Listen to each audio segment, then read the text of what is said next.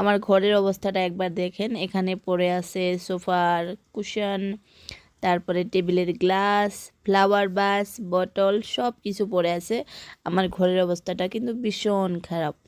আসসালামু আলাইকুম everyone, welcome back to MS Assam blog. সবাই কেমন আছেন? আশা করি সবাই ভালো আছেন। আমি ভালো আছি, কিন্তু আমার ঘরটা কিন্তু ভালো নাই। ওই যে জানালা দেখতে পাচ্ছেন, আমার সোফাটা বাইরে রোদে দিয়ে দিয়েছি। তো আজকে আমার ঘরের এরকম অবস্থা কেন হয়েছে সেটা বলি। তো আমি এই সোফাটা নিয়েছি, খুব বেশি দিন হয় নাই, তো 5-6 মাস হয়েছে। তো এখানে যেহেতু শিলংয়ে ঠান্ডা অনেক, আর আমার সোফাটা ফাঙ্গাস ফাঙ্গাস লেগে গিয়েছে, আর যে বার্নিশটা করেছিল সেটাও একটু ড্যাম হয়েছে। তো ওদেরকে কমপ্লেন করার পরে, দোকানে কমপ্লেন করার পরে, ওরা একটা আমাদের অফার দিয়েছিল যে এক্সচেঞ্জ করে দেবে। তো এক্সচেঞ্জ করার জন্য কিন্তু আজকে সোফা নতুন এক সেট নিয়ে এসেছিল। তো যখনই আমার ঘরে উঠিয়েছে রুমে, তখন আমি একটু মেপে দেখলাম যে না, যে সোফাটা নিয়ে এসছে সেই সোফাটা আমার সোফার থেকে একটু হালকা আর একটু ছোট। তো সেই জন্য আমি রিটার্ন করে দিলাম, যেহেতু আমি কুশন বানিয়ে ফেলেছি সেই জন্য রিটার্ন করে দিয়েছি। আমি নিজেই বার্নিশ করে নেব। তো যাই হোক, কি আর করার, বৃষ্টির ওয়েদার, এখানে ঠান্ডা, সব কিছু কিন্তু ফাঙ্গাস লেগে যায়।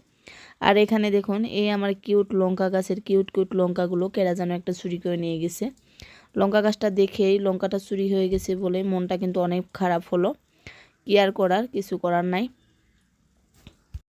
তো এখন আর কি আর করব, লঙ্কাগুলো যেহেতু চুরি হয়ে গেছে। তো সবাইকে একটা কথা মনে করিয়ে দিচ্ছি, প্লিজ যারা যারা আমার ভিডিওটা দেখবেন একটা লাইক করে দেবেন, আর যারা যারা সাবস্ক্রাইব করেনি প্লিজ সাবস্ক্রাইব করে নেবেন। আর লাইক করলে কি হবে, আপনাদের সঙ্গে সঙ্গে অনেকেরই কিন্তু ভিডিও দেখার এটা হয়ে যাবে, সবাই ভিডিও দেখতে পারবে। প্লিজ একটা লাইক দিতে ভুলবেন না, ভিডিও স্টার্ট করার সঙ্গে সঙ্গে লাইকটা দিয়ে নেবেন। তো এখন আমি যাচ্ছি একটু নিচে, আমার যে চিড়িয়া পাখিগুলো এনেছি ওই চিড়িয়া পাখিদের জন্য আমি একটু তুলসী পাতা নেব। ইদানিং বৃষ্টি হচ্ছে, তো বৃষ্টির ওয়েদারে কিন্তু ওদের ঠান্ডা লেগে যাবে আর সর্দি হতে পারে, আর ওদের অনেকটাই অসুখ হয়।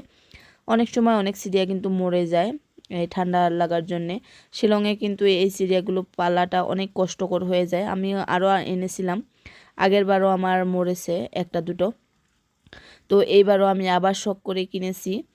তো এখানে আমি এই তো তুলসী পাতাগুলো নিয়ে যাচ্ছি। এইগুলো তুলসী পাতা দিয়ে একটু ছোটো ছোটো করে কেটে কেটে দেবো, ওদের দানার সঙ্গে খেয়ে নেবে। অনেকটাই দুষ্ট, তারপরেও কি করব, কেটে দেব, দেখি খায়, যদি খেলে পরে ওদেরই ভালো। তো দোকানে কিন্তু সব সময় বলে দেয় তুলসী পাতা পুদিনা পাতা এগুলোকে খাওয়ানোর জন্য, তো ওদের তো মানে খেতেও চায় না। তো আজকে এখানে বিদায় নিচ্ছি, সবাই ভালো থাকবেন, সুস্থ থাকবেন, আসসালামু আলাইকুম।